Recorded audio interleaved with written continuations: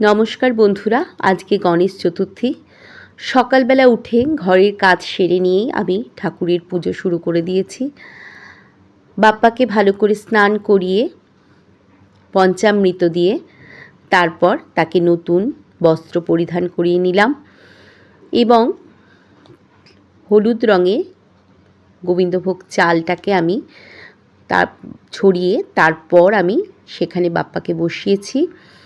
পাশে সুপুরি দিয়ে লাল সুতো দিয়ে জড়িয়ে আমি ঋদ্ধি সিদ্ধি বানিয়েছি এবং 5টা ফল আমি এখানে বাপ্পাকে নিবেদন করেছি।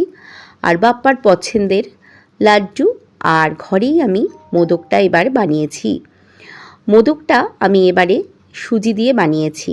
দোকানে ক্ষীরের মোদক পাওয়া যায়, কিন্তু সেই মোদক আমার মিষ্টির মতোই লাগে। তার জন্য এখানে যেহেতু বাপ্পার আসল মোদক হচ্ছে চালের গুঁড়ো আর ভেতরে নারকোলের পুর, সেটা আমি বানাইনি। আমি এখানে সুজির মোদকটা বানিয়েছি, ওটাও খেতে খুবই ভালো হয়েছিল।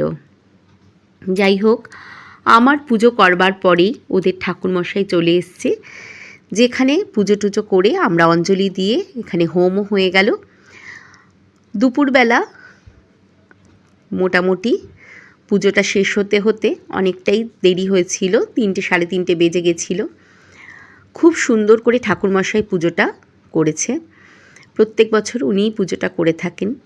সন্ধেবেলা প্রসাদ খাওয়ার জন্য সব ব্যবস্থা করা হয়েছিল, যেখানে সবাই আমাদের ফ্ল্যাটের লোকজন আর পাড়া কিছু বন্ধু বান্ধব সব এসেছিল।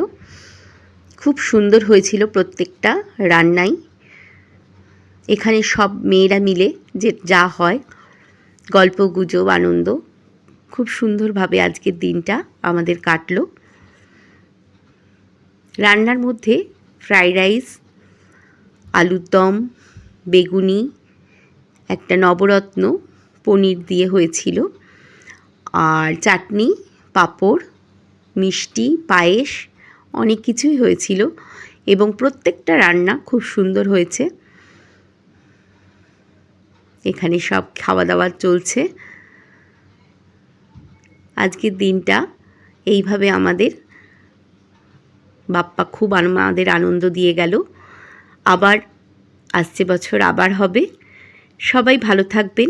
ব্লগটা যদি ভালো লাগে অবশ্যই লাইক ও কমেন্ট করে জানাবেন। আজকে এইটুকু। আবার একটা নতুন ব্লগ নিয়ে হাজির হয়ে